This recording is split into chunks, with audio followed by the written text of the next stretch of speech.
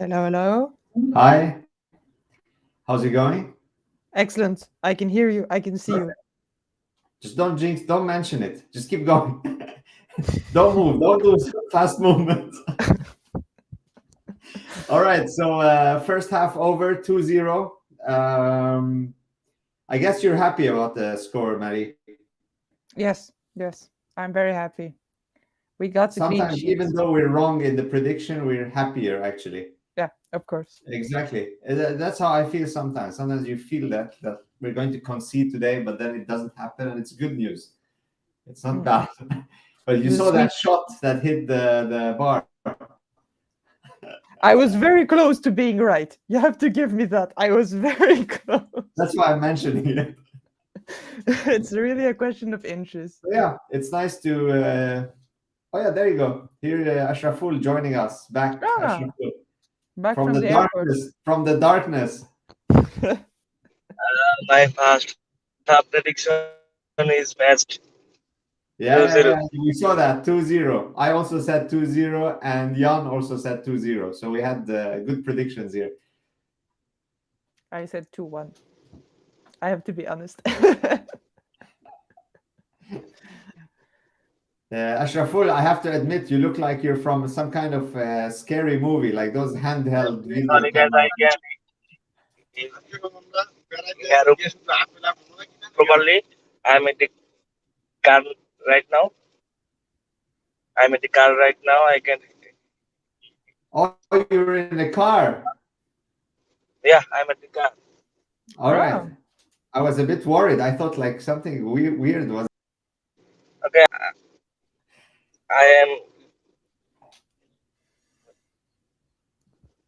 Are you disconnected? Anyhow, 2-0. Nice to see you again, Ashraful, even though it's short, but yeah. it's good to see you again. And travel So safely. travel safely. 2-0. Two early goals, 6th and 8th minute. Who else? Kylian Mbappe putting his name up there, getting the distance between him and Lacazette even bigger for the title of top scorer in Liga. Why not? He did it last season. Why not this season? Yeah, no, but he has done it every season he has been at PSG, I think. It would be like his fifth or fourth season being top scorer. And I think we have to realize what that means to be top scorer so many times in a row. And yeah, it's epic. And we can't forget that last season he was top assister as well. This game, Ekitike is resisting a lot, so Mbappe's assists are not getting where they want to go, but Yeah. it's an amazing game for Mbappe. He's really he's giving everything we can expect from him, I think. So we have two more matches after this one. But before we'll go back to the match. But I wanted to talk about this. We have two more matches. If we win this one, then we're 6 points difference. So it means we need one more win, which is next weekend in the 37th round, and that's us against Strasbourg on Saturday. So that could be the day if we win and get 3 points, we get the title. We win the 11th title. Mhm. That's just in theory, mathematics. That's it. But because we always saw how Paris Saint-Germain, after a 2-0 win, played the second half this season, it's always like a little bit of a drop in quality and like really chill. But lately, the last two matches, they didn't do that. They really kept going and pushing forward and getting more and more goals. We saw that against Ajaccio, and they won 5-0 at home, sure, at the Parc des Princes, and against Troyes as well, 1-3. That was also a nice performance. Those two performances, they really fought hard, I think. What do you think is going to happen in the second half then, Marie? I'm gonna stay a bit down to earth because I think when you see the motivation that Auxerre has, it's amazing. They're at home, and you can't forget that they know that the next game we're playing is Strasbourg, which is their direct competitor for relegation. So they know that most likely Strasbourg are going to drop points next week. So it's the best opportunity they have to just get 2 goals. Push a bit more, yeah. Yeah. They don't even need to win, but just like push their luck a little bit more. And I think they've had more than 2 shots on goal, and they've had more than 2 big chances. I think we've got it.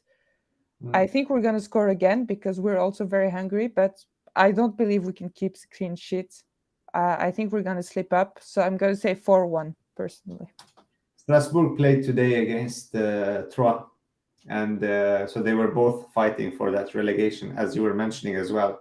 Troyes, another team. Troyes, it's official. They're going down. There's no... Yeah. But like they are in the relegation. Let's not forget this season it's 4 teams getting relegated. So the fight is more. It's very intense. So Troyes and Strasbourg 1-1 today. So Strasbourg dropped 2 points. So as you were saying, it's a bit of a fight now. Last 2 matches for Auxerre.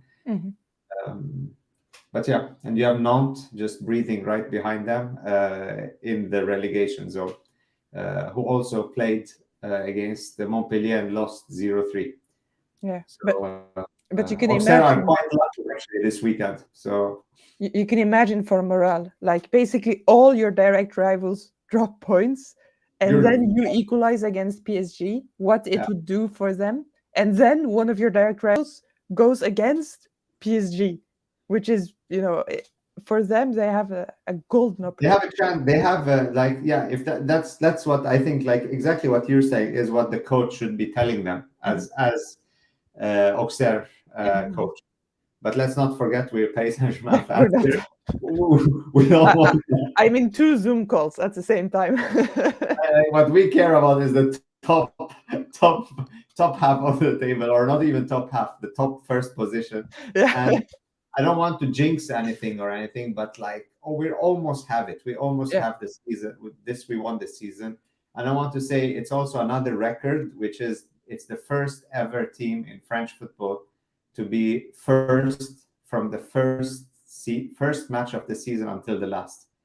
It's never happened before that Paris Saint-Germain are the top from day 1 until day 38. Yeah. So that's also a record. Yeah, I think it's quite epic to think that the club is 53 years old, and we've won Ligue 1 11 times. It's when you consider we win one quite regularly since we've been created. So many will complain about this season, but I think this is something we have to keep in mind.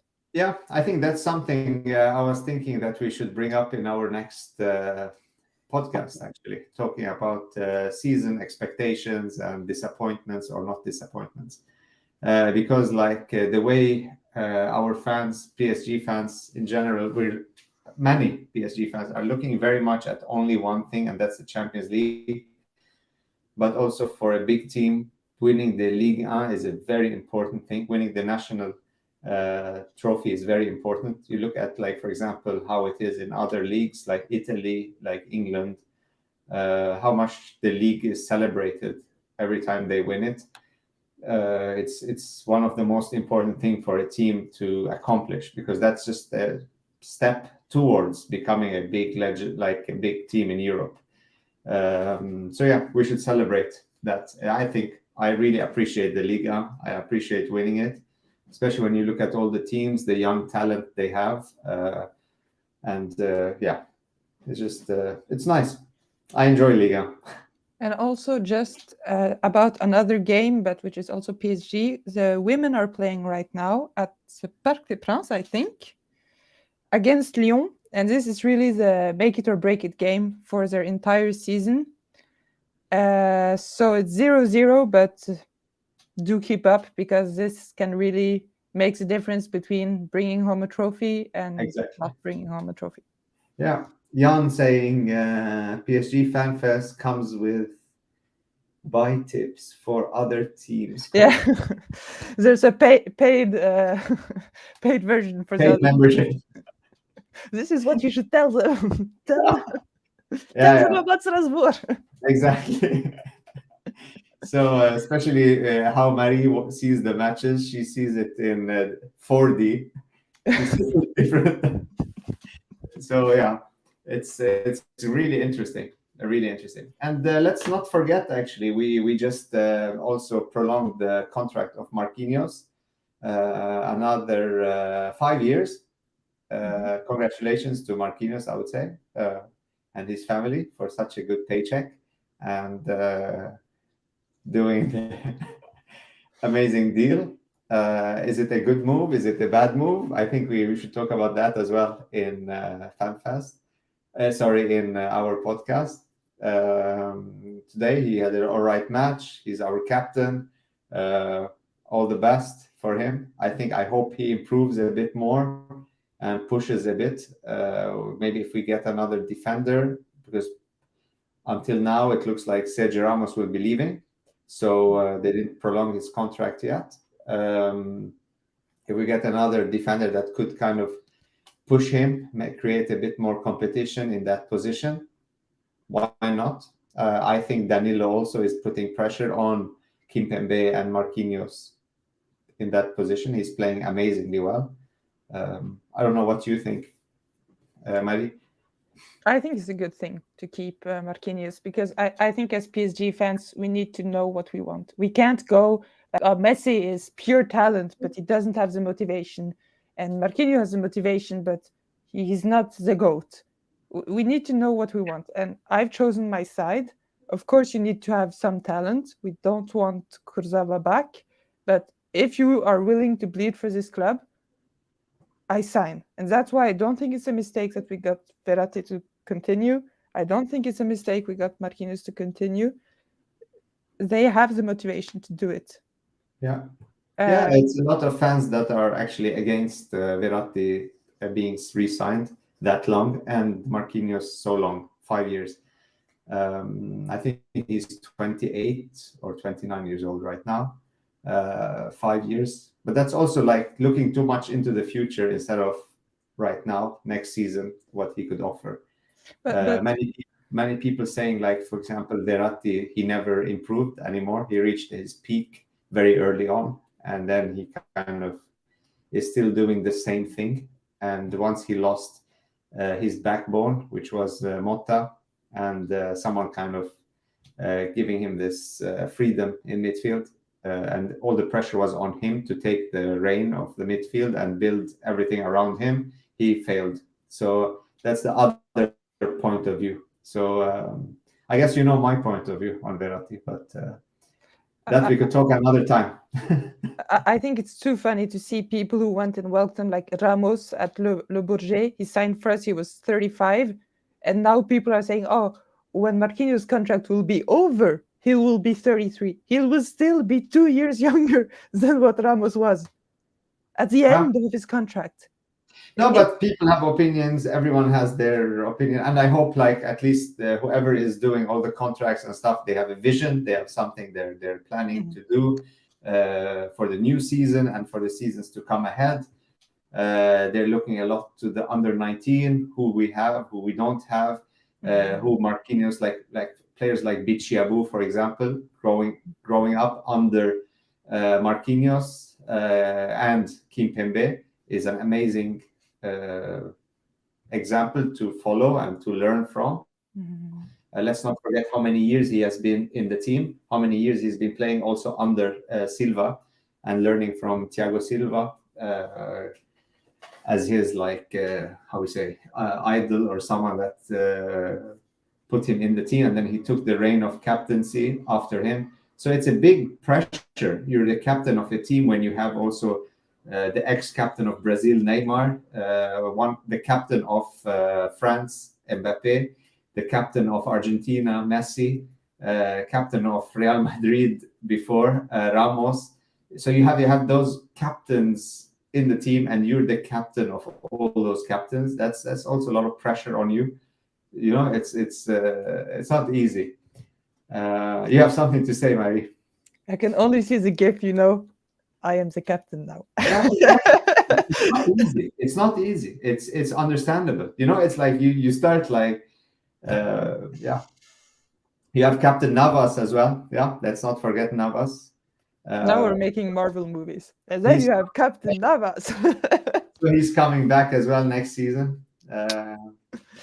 So yeah, Yeah, Verratti. so- A lot of players appreciate Verratti. A lot of fans appreciate Verratti, and a lot of players actually appreciate playing alongside Verratti and see how talented he is. And it's not. I don't know if it is how we say by chance that all the coaches that came since Ancelotti, who brought Verratti to the team, they always kind of relied on Verratti in midfield, and there must be a reason for that. They must see something there. So I think a midfielder that was spotted by Ancelotti, it cannot be so bad. Just actually, I heard rumors that it was spotted by the Emir of Qatar in one of the young tournaments in Italy. He played for Pescara, and then he tipped Leonardo about him, and then Leonardo signed him as a young player. a lot of insider information. Word on the street. So, or rumor has it. However you want to look at it. But I think that's how I heard about the story of Verratti. We have to wait for the Netflix documentary when he retires for the real story, probably. But that's how I heard. When they interviewed me for that story, that's what I would be telling them. When the Netflix show comes out, we will definitely know what didn't happen. I never trust what happens in this, like, polished things. Yeah, hopefully they get the team names right. But yeah, he played for Paris Saint-Germain.